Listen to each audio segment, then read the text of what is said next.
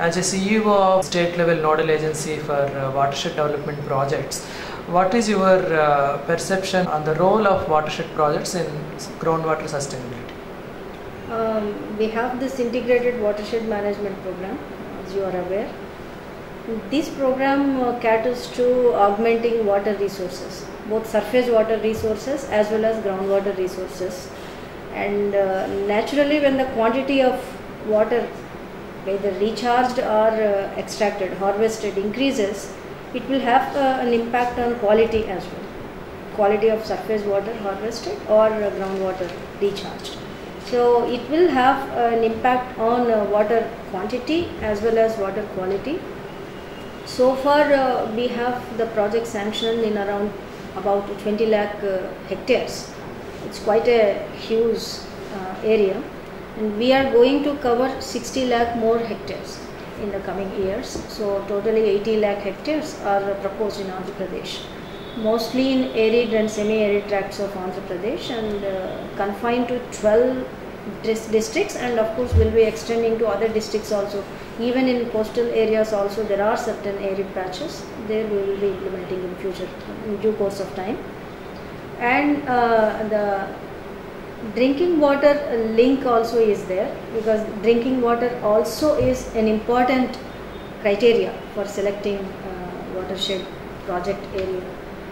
There are certain criteria where you have socio-economic indicators like poverty index and the drinking water quality, then percentage of SC/ST population, plus natural resource based indicators.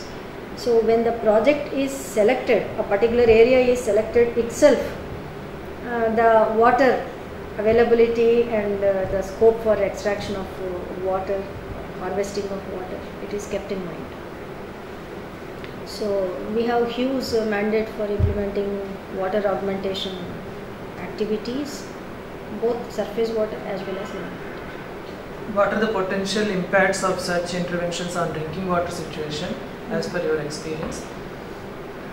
The drinking water, as I was mentioning to you, surface rainwater is harvested, and then surface water, the flowing water also is brought to a place from catchment area. You are bringing to a harvesting point, could be in the form of check dam or percolation tank or even farm ponds. Within the farm also you are harvesting and trying to enhance the soil moisture levels, and some places it will go down to water table for recharging the groundwater or augmentation of groundwater. The mineral contents also, the excessive mineral contents also, like fluoride, iron, and also there is a chance of them getting diluted when the quantity increases. So it will have impact on availability as well as quality of the groundwater. Mostly it is groundwater which is extracted for drinking water, as far as I know. Maybe surface water also is there, but in most of the rural areas it is groundwater. The rural water supply schemes and all are based on groundwater. So groundwater also is impacted very favorably with this kind of structures. I would like you to explain your expectations from this pilot project. We are taking up all these water harvesting and groundwater recharging activities, coupled with some entry point activities where you have things like even going for mineral water plants and all that. But sustainability, from sustainability point of view, probably we have to link how to create a source, sustainable source for this drinking water as well. You are keeping mostly agriculture water in mind, irrigation and soil moisture in mind, but drinking water is not getting that much importance or focus as we expect it to be. So probably this pilot will bring that focus and tries to bring certain whatever observations or from their understanding, which we can take into our regular project implementation or try to scale it up.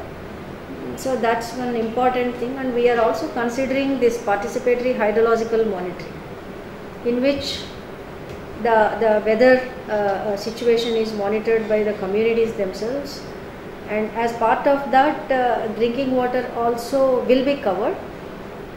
We hope that the awareness and building the capacities of the communities, these two are very important in bringing the link between these two components, drinking water and agriculture water.